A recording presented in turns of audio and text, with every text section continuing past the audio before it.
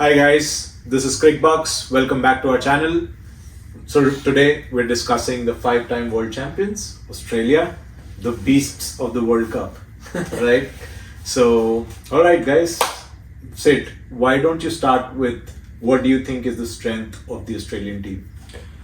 The brand of cricket, man. Australia, the mindset, they just know how to win big tournament, and they always come in as favorite. But just talking about the squad, it seems pretty balanced squad. The only missing element is lack of spinning options, but otherwise I feel like they have like genuine all-rounders, great batting lineup.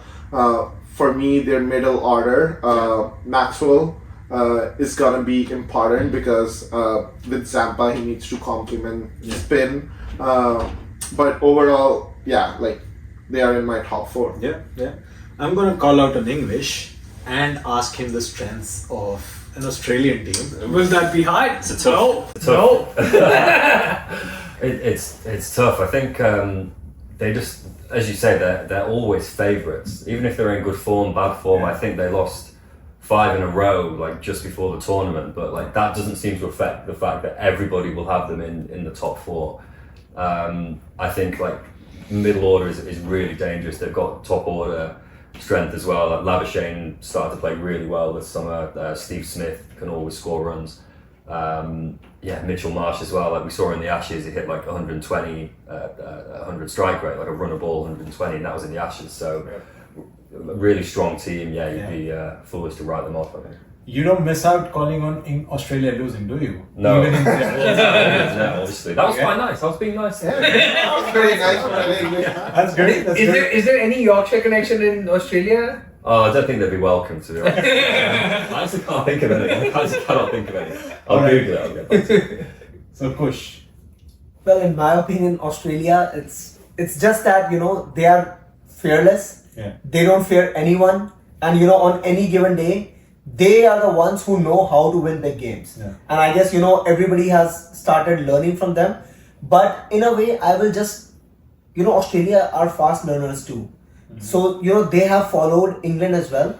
That, what brand of cricket England is playing, especially in white ball cricket, because they have seen like England is getting successful and all. So they have made these little changes, like Mitchell Marsh is opening, right? They have in between they have like consistent hitters. Right. They have Stoinis, they have Maxwell, all coming in with stability of Steven Smith, Marcus Labuschagne. Yeah. So I guess it's one of the, like just like England and India, they are like, the power pack house of batting.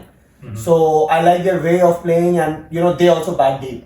Yeah. Even Mitchell Stark can come and hit sixes. So that's sixes. So that's the strength for me, Karan.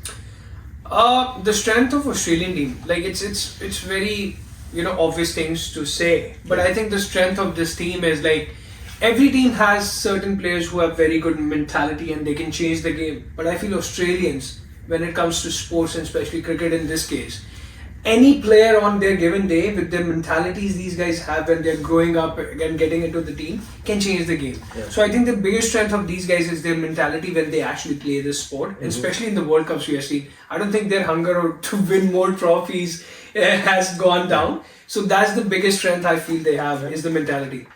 Right. And as per me, I think their biggest strength is their World Cup performance. But calling, if we're gonna go specific, I think it's their bowling. If you've noticed their patterns, right? The 2 ODIs that they won against South Africa and the last ODI that they won against India, both were full strength teams and their bowling performed, right? And that's where they thrive. So Starkey's form, he took a hat-trick, right? Even though against Netherlands, not demeaning Netherlands, but Starkey's form and Pat Cummins, Zampa, these are top class bowlers and can win the game any day. Yeah, for sure. They like their top 3 pacers are like world's best, right? That's true. They know how to win. So that's always the thing with Australia, right? Yeah. So, weakness. Do you see any obvious weakness? I'm not gonna ask you this. I know. There will be a we should skip Alex for this one. Alex, just sit there and be pretty. Okay. So, Karan, why don't we start with what do you think Australian team is lacking? See, guys, for me, which I have seen is, and maybe I'm totally wrong on this one, is I think their weakness is there might be their captaincy. Stark doesn't have a lot of experience in doing ODI captainship. It's coming. Cummins is the captain. Sorry. Fix it back. Stark Guys, that is a blooper. Stark is the captain. Sorry, I meant to say.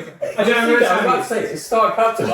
From my standpoint, the weakness, which I might be totally wrong, is their captaincy of Pat Cummins in ODIs. I don't think so. He has done a lot of captainship in ODIs, especially outside Australia as well. So I think that is something which might hurt them. And I don't think so he has done any captainship in outside Australia, especially in subcontinent. So these things do matter. People don't realize like how conditions change, and when dew is the factor, pitches are slow, how you rotate your bowlers and everything. I think that might be one of the weaknesses which I'm seeing, but maybe I'm wrong on this one. Right, Alex. Unfortunately, because you're on our panel today, I'm going to ask you about democracy. 5 weaknesses. Let's cap it to 5. 5, okay. I'll give you 2. I think, All right, sure. Like, spirit of the game kind of stuff, do we trust them? No, I think, I mentioned that they lost 5 on the spin coming into the tournament. I think they were really badly beaten by India. And so I think if they get India in the semi-finals, I just don't think they will win or can win, especially with India being at home. They might get lucky if they're on the other side of the draw in the semi-final, and if India lose the semi-final, they might get lucky and that's their route to the trophy. But if they have to play India to get through to the final, or even in the final, I don't see it happening. Just make sure you tell Johnny Bairstow not to leave the crease, okay? Stuff like that, yeah. I'll make sure I pass on the message. So, Kush. Well, in my opinion, I would just say that I feel their weakness is too many X factors. Yes. That's what I feel. Like, Australia is that sort of a team, like, they have too many X factors, Stoinis, Maxwell and all. But, on a tricky wicket, on a tricky chase, anything can happen. Yes. Australia is that kind of a team, like they can chase 350 in 40 overs. But they're that sort of a team, like, they can make a mess out of 280 chase as well. Yeah. Because, there is stability. There are only 2 stable players in the team, that is Steve Smith and Marcus Labuschagne. Yes. And it's still debatable whether they're going to play both of them or not. For sure. Though Marcus Labuschagne has, shown great form, but I think they will still prefer to have him as a concussion specialist. He does well. Yeah, I guess he averages more than Bradman when he's a concussion. Absolutely. Yeah. Let's pray nobody gets hurt, but sure. Archer, right? Jofra Archer, wasn't it? Yeah. He's not there, so He's not there, he's yeah. fine. So that's my point is, like, there are too many X factors. Say it. I feel like the biggest weakness, especially playing in India, is lack of spin options.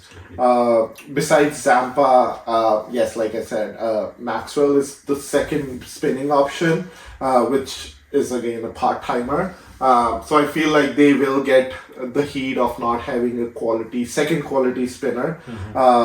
And not sure with Travis' head injury where it stands, because yes, if he comes back, he can like roll his arm, but just spin, they don't have too much options, and that can bring the downfall of them, like probably in middle or the end stages of the tournament. Yeah. Good, you called that out, because I'm taking the other side of this spin attack, right? Any subcontinent team outside of the subcontinent who's coming to India, I think the biggest challenge or the weakness would be spin, right? So their 2 top spin players are Labuschagne and Smith. I don't think, as Kush called out, they're going to both play together. So if it's a spinning wicket, if it's a slow wicket, I think that's their concern. That's what is going to cause them a concern. Right. That's good. Good. So, Paul. So, guys, continuing the discussion on the Australian squad. I know they're world champions and everything. And as Kush called out, there's too many X factors. But if you were to pick one X factor for Australia, what would that be, Kush? Well, for me, the X factor would be a player who has been like one of my favorites from last like at least 2-3 years. Well, not 2-3 years, even like whenever he has been fit, he has been my favorite player. That is Mitchell Marsh. Yeah. They have lost their opener in Travis Head. They plan to open with Travis Head and Warner. But I feel Mitchell Marsh on his given day, he can take the game away like nobody can in Australian lineup. Yeah. And I can also say that I rate him so high that if this guy from like the very beginning had been very fit, this guy was the one who would be like the Kapil Dev or like Imran Khan sort of player. He has a very good bowling skill too, but obviously, you know, Australia tried to preserve because of his batting for sure ability. Agreed. Sid. For me also Mitchell Marsh, like Kush said, on his day, like for me he's one of those guys, if he plays 4 overs I'm like he's hitting a century. And off lately he's in supreme form. He whatever he connects turns to gold. And we all know, like talking about subcontinent, what he did in the T20 final. So he just like changed the entire game. It was one man show. So yeah, Mitchell Marsh is my X factor. Right. Alex. I'd say look out for Cam Green's fielding. I think he's a really, really good fielder. For sure. Again, like a catch that you don't think he could take it, and then like that'll give the momentum to Australia. Mitch Marsh, don't want to repeat what you guys said, but really dangerous. Like he absolutely punished South Africa when they played. I think David Warner, I think it's probably his last World Cup. If he's playing, if he's starting, I think he's got something to prove. Like everybody thinks it's time for him to retire. Stuart Broad's not at the World Cup, so he might be okay. But I don't know. I think he's got a couple of good innings in him in this World Cup, a couple of hundred. Loved how you slipped that in, bro. So, Karan, what do you think? For me, maybe because I'm an old school cricket, soul. I love players who are stroke players and authentic, players who play authentic shots. And I was telling Alex like the other day, I think until this new baseball thing came up, everybody playing scoop shots and everything, I was still thinking I could play for India. But I think the game has evolved now, so I can accept that I'm gonna retire. I can retire now. But for me, the X factor is like Marnus Labuschagne. I think he is gonna be the X factor. He will play, and I beg to agree with you. I think Steven Smith and Marnus can play together. Cam Green's place in 11 might be questioned, but Marnus has given so much, positives to Australian batting lineup. I think he might play and he might be the X factor. Yeah, but for me, I think I know you must have all thought about him, but it's the big show, Glenn Maxwell. I don't think we can rule him out in a World Cup ever, and I think he's going to be Australia's X factor, especially the way he took last 4 wickets, in against India. And I know with the bat, he's crazy. He can do stuff that nobody else can sometimes, right? So Glenn Maxwell is the X factor for me. I feel the same, but I didn't pick him up because he's RCBN. Come on, RCB! Right? So guys, to wrap Australia up, what do you think their standing is going to be this World Cup? They're going to be in top 4 for sure. Yeah. What do you think, Kush? I think they will be in top 4 for me as well. Yeah. But it will be very tricky to see what 11 they're gonna play. Yeah. Because there are certain debates on like what 11 they should pick. Some are saying they shouldn't pick like Smith and Labuschagne. Yeah. And I kind of agree with Karan too. Like even Smith and Labuschagne can also play together, and Cam Green should sit out. Yeah. But it's very tricky. So if they figure out their perfect 11 for the day, I think they'll be definitely in top 4 and even like making finals too. Sure. Alex, what do you think? I think final 4 for sure. I think if they have to go through India in the semi or the final, they won't win. If they're on the other side of the draw, they get through to the final. I don't think they win the final. Right. Karan, what do you think? I think it's. I have a very strong feeling it's going to be India versus Australia semi-final, and India might, beat them considering their ICC records against Australia. So I think it's going to be India-Australia semi-final and India goes through the final. But you think India will win a semi-final in a World Cup? Alright. I'm pretty sure about this one this time. No, but we can take it other way as well. So what if it's Australia versus England semi-final? Who's going to win it? You only said it Australia is going to make it through if it is not India. Right. So again, guys, it's an Ashes year. They've won the World Test Championships. I think they're going almost to the finals.